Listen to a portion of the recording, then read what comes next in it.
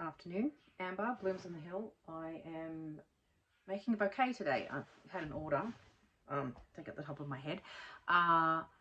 So I need to deliver to Move North. It's a birthday bouquet and I have just enough flowers now. I've sort of scavenged from around the garden as well. The daffodils have started, so I've got your normal happy yellow ones. Can't remember what they are called, King something.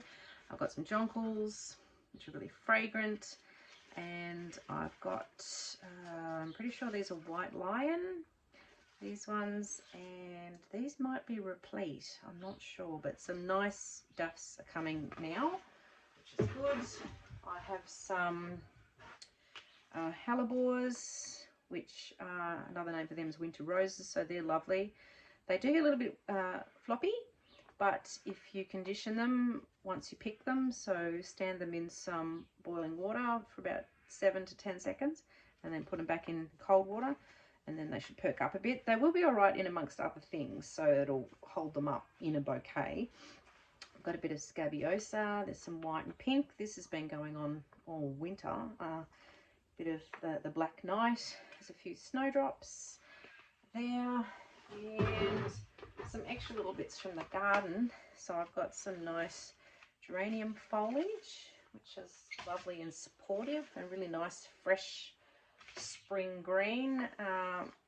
Little, not sure what this is called, it's a little daisy thing from the garden. It's actually quite nice, sort of like almost a chrysanthemum sort of thing, but it's not. It's some sort of a daisy thing.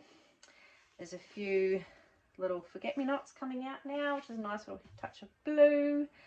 I've picked, now this, I think it's a viburnum, so you might put him in there too. And I've got some blossom, which surprisingly in a vase lasts really well. I've got some in my kitchen and it's been going for days. I thought it would start flaking and falling off everywhere straight away, but it hasn't.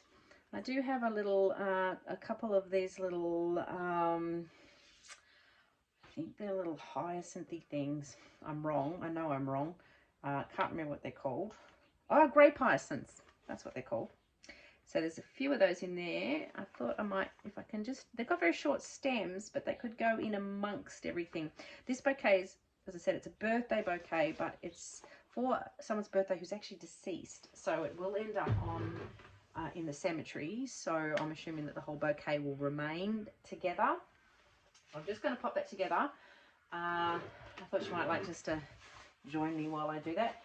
And you know, it's still got limited things in the garden. If you looked around my garden now, you see that there's nothing really flowering, but it's always surprising to see how much material you can sort of find when you need to. So I will do that.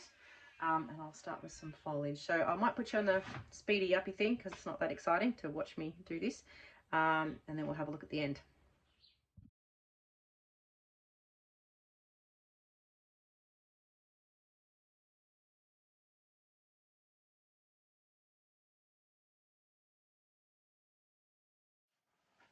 Okay, I've done half of it. I'm quite liking these colour combinations together. Sorry, but I don't have the top of my head. I tried the grape hyacinths in there. They're just a little bit too short, so they don't sort of do a lot and they get a bit lost. But I quite like the blossom. This is from my plum tree, and it's sort of got an extra sticky bit that sticks up there, which I quite like, but it's quite, like, it's not falling off. So if you've got a blossom tree with blossom on it, I quite like that. It's a bit hard to see how that's, I really like that. Still a bit of green going on in there, but I quite like what's going on there, those colour combinations. It's very cheerful. Anyway, so keep adding in some of these really nice blossoms. A bit low. I can cut a bit of that out if that gets in the way. The snowdrops tend to be a little saggy, but they're nice if they're in amongst everything and they're getting supported. It helps hold them up a little bit. The scent from this is definitely coming from the jonquils. This is beautiful hellebores. They're really lovely, and they get that little extra one on the side. I've just got to go and open up the door. My dog's scratching on the door. Hang on a sec.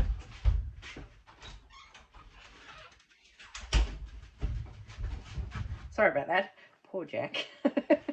There is a door open over here that he could go through, but now he's going to scratch on the back door. Anyway, there's sort of a flower on the inside. Just keep adding. I'm just sort of building from this back side actually, and the stems here are a bit crissy-crossy, which is what they're supposed to do. I don't think I will end up using all this material. I've actually ended up with more material than I thought. I didn't charge a lot for this because I said to the fellow on the phone, I said, well, it's early in my season and I don't have a lot of stuff still. But in actual fact, I kind of do. I love this. This is gorgeous. If you haven't grown daffodils before, you tend to think about daffodils as being, you know, like this. And this is actually really sweet. The little trumpet on that's really cute. It's got the little frills going on. And you think, oh yeah, they're plain and boring and they're just, you know, yellow. And Daffodil Day that they have here in Australia, it kind of makes you think more just of the plain, ordinary yellow ones. Sorry about not having my head in this. It's probably a good thing, really. But it, you know, there are actually so many beautiful daffs, and I mean that's just gorgeous. And they come back again, so you can just leave them in, and year after year you'll get daffodils, and in fact you'll get more because they I'm going to cut that little bit off down there. They perennialize. Is that the word? Perennialize, and you just get more and more each year. Anyway, I'll keep going. Okay, I had to do a little bit of adjusting because there was one side that was a little bit less full of flowers. Like one side was quite green, which is sort of this end. So I've added a bit more to that side. And that's what, see, it's still a little green over there. So I might add a little bit more over there.